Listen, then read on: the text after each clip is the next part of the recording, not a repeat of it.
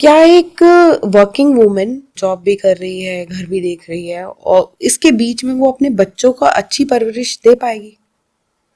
देखिए, जो women working है, ठीक है, कोई भी वुमेन वर्किंग है अगर, तो वो वर्क तो अपना कर ही है, लेकिन वो अपने घर को मैनेज करने की स्थिति में कभी छुट्टी नहीं पाती है।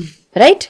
यानी उसे वो घर भी मैनेज करने आ रहा है और उसे वो बाहर भी मैनेज करने आ रहा है। वो अपने बच्चे को वो दोनों चीज सिखा रही है कि उन्हें वो चीज कैसे मैनेज करनी है, कि जब उन्हें काम करना है, यानी कि जब उन्हें अपनी लाइफ में रहना है तो भी, और बाहर रहना है तो भी। आप देखोगे जो माँ पूरी तरीके से अपने बच्चे के साथ में ऑल टाइम है या उन्हें पैम्पर कर रही है, जब भी ऐसी कोई परिस्थिति आती है जो नेगेटिवली बच्चों के आसपास, भाई आज आप पैम्पर कर रहे हो, 10 साल 20 साल बाद तो आपके बच्चे को बाहर जाना है ना, उसे फेस करना है, तब आप वहां नहीं होगे।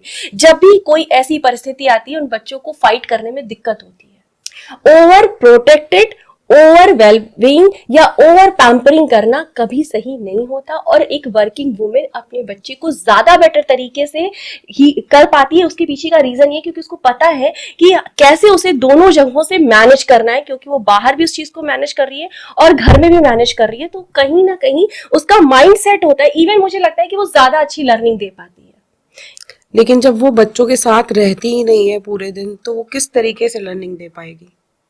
देखिए, नहीं रहती हैं तो आप रहने या ना रहने से ज्यादा इंपॉर्टेंट है आप उनके जीवन में इन्वॉल्व कितना हो। ठीक है, कई बार कई जगहों पर एज अ काउंसलिंग करते हुए भी मैंने ये पाया है कि जो पेरेंट्स अपने बच्चों के साथ रह भी रहे हैं, उनके साथ भी उनका रिलेशनशिप अच्छा नहीं है। यानी इससे एक बात निकल कर आती है कि बच्चों के साथ रहना या ना रहना मैटर नहीं करता है कि उनकी परवरिश अच्छी हो रही है नहीं हो रही है। मैटर ये करता है कि आप उनकी जिंदगी में इन्वॉल्व कितने हैं, आप उसके कितने गहरे दोस्त हैं। ठीक है, आप जितना भी टाइम दे रहे हैं वो क्वालिटी टाइम आप उनको कितना दे रहे हैं। ठीक है, तो यहाँ पे जो एक वुमेन वर्किंग है ना, वो अपने बच्चे को दोनों शिक्षा दे रही है कि उनको सामाजिकली कैसे, समाज के साथ में कैसे करना है, घर को कैसे मैनेज करना है। और आप देखेंगे कि जो वर्किंग वुमेन होंगी, उनके बच्चों को अपने घर में भी ना अपनी स्टडी के साथ सेल्फ स्टडी या जो भी चीजें वो कर रहे हैं, वो ज्यादा बेहतर तरीके से लीड कर पाते हैं। They are not dependent their parents. मतलब मेरे ख्याल से तो उनकी ओवरऑल तरीके से बहुत अच्छी परवरिश हो रही है, ताकि जब वो 18-20 साल में बाहर निकलेंगे तो वो अपनी जीवन को ज्यादा बेटर तरीके से फाइट कर सकते हैं, जो कि नॉर्मल है। आप देखो, जब बच्चा 12th पास आउट होता है या इंजीनियरिंग के लिए बाहर निकलता है, मेडिकल के लिए बाहर निकलता है, जैसे ही कुछ चैलेंज आता है, क्यों बच्चे सुसाइड कर लेते हैं? आखिर 12 साल की उस क्या एजुकेशन मिली कि उन 12 साल में बच्चों को अपने दिमाग को, अपनी जिंदगी को लीड करने नहीं आया, जिसकी वजह से वो इमोशनली वो बैगेज आ रहे हैं। मेरे ख्याल से एजुकेशन सिस्टम अगर नहीं दे रहा है तो being a parents, being a mother, आपको अपने बच्चे को ये देना होगा कि 12 साल बाद भी जब वो बच्चे, यानी एजुकेशन के बाद, 12th एजुकेशन के बाद जब वो बाहर निकल रहे हैं, तो उनको ये प्रेशर लीड करना आता हो। ठीक है, मुझे लगता है कि अगर एजुकेशन सिस्टम को हम दोष ना दें, मतलब किसी शिकायती फॉर्म में ना जाते हुए, खुद में अपने बच्चों में ये दोनों चीजों को डेवलप करें कि जब वो बच्चे बाहर निकल रहे हैं तो मेंटली और फिजिकली और इमोशनली स्ट्रांग हो, ताकि उस प्रेशर को लीड कर सके, खुद हैंडल कर सके। यहाँ प्रॉब्लम यही आती है, जैसे आपने कहा वर्किंग वुमेन है तो वो अपने बच्चे को टाइम नहीं दे रही है। इवन वो अपने बच्चे को टाइम नहीं दे रही है तो वो कहीं ना कहीं ये भी तो सिखा रही है कि how can you manage your life.